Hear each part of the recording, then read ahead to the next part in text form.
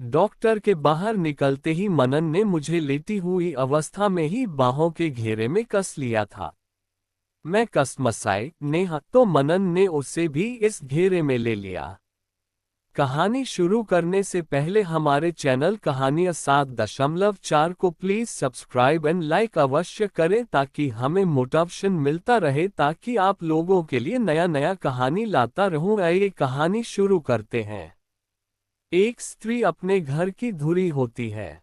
विशेषकर शादी के बाद स्वयं अगरबत्ती की तरह जलकर वह अपने नए घर को सुगंधित बनाए रखने का प्रयास करती है। लेकिन अक्सर इसे एक माँ, पत्नी, बहू का कर्तव्य समझकर ज्यादा तवज्जो नहीं दी जाती, जबकि आवश्यकता है परिवार के सदस्यों द्वारा उसे समय समय पर महत्वपूर्ण अनुभव करवाने की, ताकि वह अपने मायके को मिस न करे और उसकी ममता और क्षमता द्विगुणित हो जाए। क्लास लेकर कॉरिडोर में आई तो बाहर हो रही मूसलाधार बारिश ने कदम रोक लिए। कुछ छात्राओं को मस्ती में भीगते घर जाते देखा तो आंखों के आगे अतीत की स्मृतियां उमड़ घुमड़ पड़ी। स्कूल कॉलेज से लौटते हुए अक्सर ही मेरा बारिश में भीगने का मन हो आता था। अब सोचती हूँ तो लगता है भीगने से ज्यादा माँ से मिलने वाली अतिरिक्त केयर का लालच तब हम लड़कियों को लुभाता था। उस अतिरिक्त लाड़ दुलार के सम्मुख भीगने पर पड़ने वाली डांट भी गौण हो जाती थी। आंखों के सामने अनायास ही अतीत चलचित्र की भांति चल पड़ा। माँ का सामने से छाता लेकर स्कूल बस तक आना, मेरा हाथ और बैग थामकर धीरे धीरे मुझे बस से नीचे उतारना, मुझे भीगा हुआ देखकर नाराज होना, छाते के नीचे मुझे पूरा का पूरा समेट लेना, भले ही इस प्रयास में वे खुद आधी से ज्यादा भीग जाती थीं। अंदर लाकर सूखा तौलिया और कपड़े थमाना, फिर गरम सरसों के तेल में अजवान डालकर तलवों की मालिश करना, गर्म कॉफी या दूध बनाकर लाना। मिसेज शर्मा घर नहीं जाएंगी, बारिश थम चुकी है। बाहर निकलती प्रिंसिपल का स्वर कानों से टकराया तो मन में चल रही विचारों की आंधी को ब्रेक लग गया। हम बस निकल ही रही थी, कहते हुए एक हाथ से पर्स और दूसरे हाथ से साड़ी संभालती मैं सड़क पर आ गई थी। ऑटो रुकवाकर बैठते बैठते भी हल्का सा भीग ही गई थी। ठंडी हवा का झोंका गीली साड़ी से टकराया तो रोकते रोकते भी एक दो छींकें आ ही गईं। घर पहुंचने तक छींकों का ये सिलसिला थम जाए तो ही बेहतर है, वरना घंटे भर लेक्चर सुनना पड़ेगा। लेकिन होता वही है जो हम चाहते हैं कि ना हो। भीगने से बचना चाहिए था ना। तुम्हारी ठंड नेहा को लग गई तो 8 साल की नेहा 60 साल की हो जाने पर भी मनन के लिए हमेशा छोटी बच्ची ही रहेगी और मैं शादी के पहले दिन से ही अनुभवी बहू, गृहिणी, माँ, बीवी सब बन गई हूँ। घर में स्त्री सबका मन रखती है, लेकिन सब भूल जाते हैं कि स्त्री भी एक मन रखती है। खुद से बतियाती खींचती मैं कपड़े बदलने बेडरूम में घुस गई थी। गीले कपड़े फैला रही थी कि मनन आ गए। कुक को सादा दाल सब्जी व रोटी बनाने को बोल दिया है। नेहा का पेट गड़बड़ हो रहा है। बारिश में वैसे भी हल्का ही खाना चाहिए। क्यों, ठीक है ना। मैं सहमति में गर्दन हिलाकर कमरे में आ गई। नेहा को होमवर्क करते देखा तो उसके सिर पर प्यार से हाथ फेरकर बिस्तर पर लेट गई। खुद माँ बन गई हूँ, लेकिन गाहे बगाहे माँ की यादें दिल के तार झनकृत कर ही डालती है। यादों के तार फिर से जुड़ने लगे। तलवों और बालों में तेल लगवा लेने के बाद मैं माँ से पकौड़ों की मांग कर बैठती थी। पूरा खाना बन चुका है, कोई पकौड़े शकोड़े नहीं। फिर खाना कौन खाएगा? सुबह खा लेंगे। प्लीज माँ। नहीं, बारिश का मौसम शुरू हुआ है, अब तो रोज ही होगी। 2 बूंद गिरते ही तुम्हारी पकौड़ों की रट शुरू हो जाती है। पेट खराब हो जाएगा। प्लीज मम्मा, सिर्फ आज। मैं ठुनकने लगती थी। माँ बड़बड़ाती निकल जाती थी, लेकिन कुछ ही देर में रसोई से आती गरम गरम पकौड़ों की खुशबू हमें डाइनिंग टेबल की ओर खींच ले जाती थी। फिर तो एक के बाद एक, कभी आलू के, कभी प्याज के, तो गोभी के गरम गरम पकौड़ों के दौर चलते रहते और दिन धरा का धरा रह जाता था। लेकिन स्मृति पर बहुत जोर देने पर भी याद नहीं आ रहा कि कभी अगले दिन लंच में हमें बासी रोटियां खानी पड़ी हो। रात की सब्जी भले ही गर्म करके परोस दी जाती थी, लेकिन रोटी हमेशा ताजी गरम ही मिलती थी। मोबाइल बजा तो मेरी तंद्रा भंग हुई। नेहा डिस्टर्ब ना हो इसलिए मैं फोन लेकर बालकनी में आ गई। साथ ही प्राध्यापिका मृदुला का फोन था। आराम से घर पहुंच गई ना? मैं तो मजे से भीगते भीगते आई हूं और अब माँ के हाथ के गरम गरम मिर्ची के भजिए का लुत्फ उठा रही हूं। एक राज की बात बताऊं, इन भजियों के लिए ही तो मैं बार बार भीगती हूं। लो भजिया, पुराण में काम की बात तो भूल ही गई। तेरे वर्ल्ड हिस्ट्री वाले नोट्स चाहिए थे, कल याद से ले आना। फोन रख, अनमने मन से मैं खाना लगाने रसोई की ओर बढ़ गई थी। दाल और लौकी की सब्जी बनी देख माथा ठनक गया। बेमन से खाना लगाया और बेमन से ही निगल कर फिर से बिस्तर पर आ लेटी।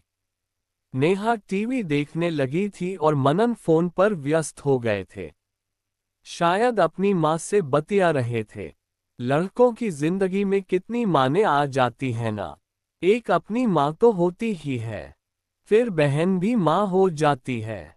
छोटी हो या बड़ी, भाई की जरूरतों का ख्याल रखना, उसको माँ पापा की डांट से बचाना, उदारता से उसको अपनी चीजें दे देना, उसके छोटे मोटे काम करके उस पर अपना प्यार बरसाती है और अनजाने में ही उसकी माँ बन जाती है। लड़कियों में ममता कुदरती होती है। पति से इश्क मोहब्बत करते करते वह उस पर दुलार भी बरसाने लग जाती है। उसके सिर में तेल लगा देती है, सिर दबाकर सुला देती है, उसकी पसंद का खाना बनाती है, उसके कपड़े बिस्तर सहेजती है। बड़ी होती बेटियां अपने उम्रदराज होते पापा की देखरेख करते उनकी मां बनती चली जाती हैं।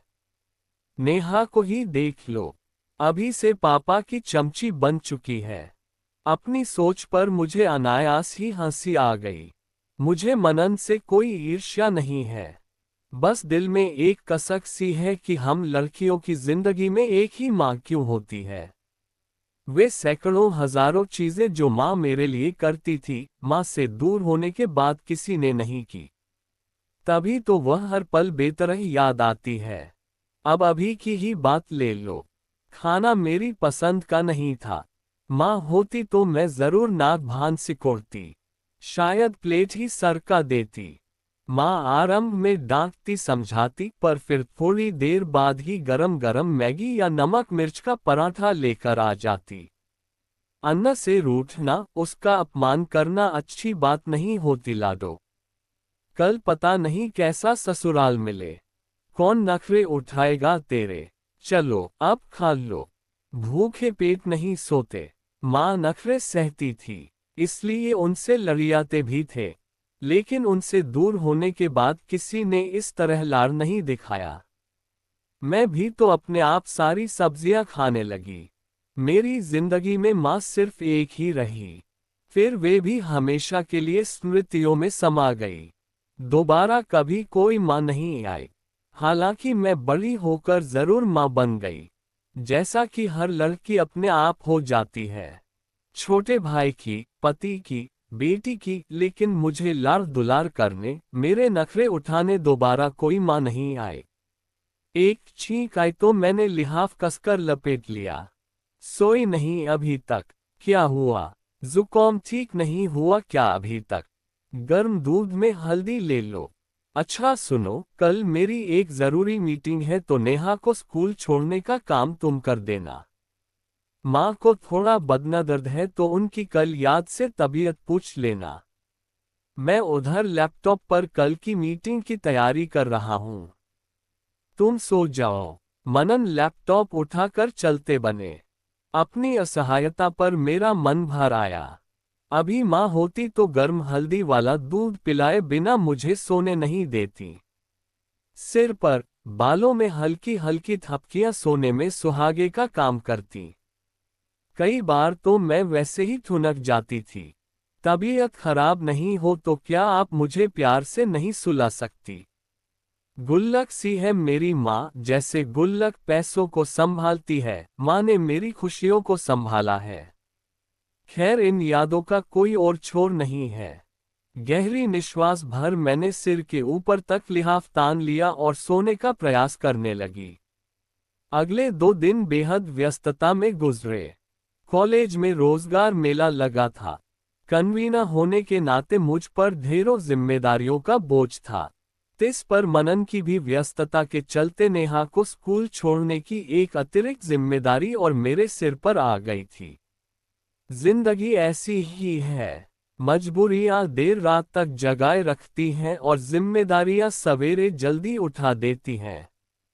तीसरे दिन तक सब अतिरिक्त जिम्मेदारियां तो समाप्त हो गई थी, पर मुझे वायरल बुखार ने आ घेरा था। कमजोरी के चलते सवेरे वॉशरूम जाते वक्त मेरे कदम लड़खड़ा गए और मैं गिर गई। होश आया तो अस्पताल के बिस्तर पर खुद को पाया। चिंतित व्याकुल मनन मेरा सिर सहला रहे थे। पास ही उदास और व्यग्र नेहा खड़ी थी। डॉक्टर मेरा चेकअप करने लगे तो सांस रोके खड़े मनन में मुझे अनायास ही माँ का अक्स नजर आया। बिल्कुल ठीक है, कमजोरी की वजह से ही चक्कर आ गए थे। ड्रिप खत्म होने पर आप इन्हें घर ले जा सकते हैं। डॉक्टर के बाहर निकलते ही मनन ने मुझे लेटी हुई अवस्था में ही बाहों के घेरे में कस लिया था। मैं कसमसाई, नेहा, तो मनन ने उसे भी इस घेरे में ले लिया। कितना डरा दिया था तुमने मुझे। सिर दीवार से टकराया था और तुम बेहोश हो गई। किसी अंदरूनी चोट की आशंका से मैं सिहर उठा था और तुरंत हम तुम्हें हॉस्पिटल ले आए थे। भगवान का लाख लाख शुक्र है तुम बिल्कुल ठीक हो। प्रसन्नता के आवेग से उनका स्वर कँपा रहा था। नेहा के तो आंसू ही नहीं थम रहे थे। वह अभी तक मुझसे लिपटे हुए थी। अस्पताल से घर लौटने के बाद एक नए ही परिवार से मेरा परिचय हुआ। डॉक्टर ने कुछ दिन आराम का बोला था, लेकिन मनन ने मेरे लिए कंप्लीट बेड रेस्ट की मुनादी कर दी। नेहा यकायक ही अपनी उम्र से कहीं ज्यादा परिपक्व और जिम्मेदार हो उठी। वह घर के कामों में बढ़ चढ़कर हाथ बटाने लग गई थी। मनन ने ऑफिस से 1 सप्ताह की छुट्टी ले ली थी। एक बच्ची की तरह वे मेरी हिफाजत करने लगे थे। अपने हाथों से स्पोंज करके कपड़े बदलवाना, मनुहार करके थोड़ी थोड़ी देर में कुछ न कुछ खिलाते रहना, हाथ पकड़कर बालकनी में ले जाना, वहां चांदनी रात में साथ बैठकर बतियाना, मुझसे पूछ पूछ कर कुक से मेरी पसंद के व्यंजन बनवाना। उपन्यासों में शायद ऐसे समय को ही सोने के दिन और चांदी की रातें कहा गया है। मेरा मन चाहता था यह वक्त कभी खत्म ना हो। मनन के बेशुमार लाड़ दुलार ने मेरी सारी अधूरी हसरतें पूरी कर दी थी। मन मानने को विवश हो उठा था कि मेरी जिंदगी में भी दूसरी माँ है। नेहा का समर्पण और निश्चल प्यार स्पष्ट इंगित कर रहे थे कि भविष्य में मुझे एक और भी माँ मिलने वाली है। लेकिन एक आशंका भी थी, जब मैं पूरी तरह ठीक हो जाऊंगी तब। उस दिन मेरा चेकअप करवा कर लौट रहे मनन बहुत खुश थे। गुनगुनाते हुए उन्होंने कुल्फी वाले के पास गाड़ी रोकी। तुम्हें बर्फ का गोला पसंद है ना? कौन सा फ्लेवर लाऊं? पर अभी तो मेरी दवाएं चल रही है। मैं आश्चर्यचकित थी। स्वास्थ्य के प्रति अत्यंत सजग मनन सामान्य दिनों में भी मुझे गोला, चाट आदि नहीं खाने देते थे। लेकिन आज उनका प्यार, दुलार, रोमांस सब कुछ खूब छलक रहा था। पता है रीमा, इन 7 दिनों में मैंने एक नई रीमा खोज निकाली है, जो अंदर से बिल्कुल छोटी बच्ची है, जिसे ठुनकने में, रूठने में, जिद करने में असीम आनंद मिलता है।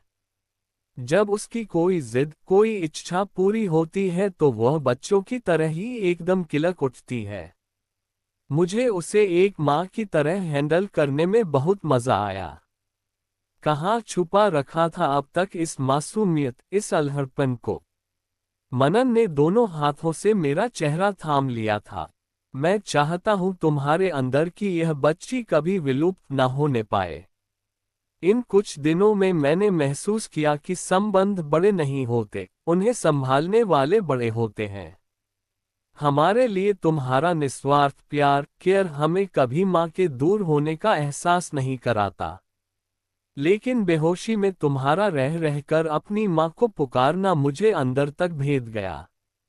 मुझे समझ आ गया, रिश्ते को निभाने में कमी हमारी ओर से है। रिश्तों की सिलाई भावनाओं से हो तो टूटना मुश्किल, स्वार्थ से हो तो टिकना मुश्किल। घर की स्त्री समझदार ना हो तो घर टूट जाता है, और पुरुष समझदार ना हो तो उस घर की स्त्री। मैं तुम्हारी माँ की जगह तो नहीं ले सकता, पर तुम्हें टूटने नहीं दूंगा। मैं अविश्वास से मनन को घूर रही थी। मैंने शादीशुदा जिंदगी में फिर से माँ का प्यार पाने की दुआ मांगी थी। कहीं वही तो कबूल नहीं हो गई।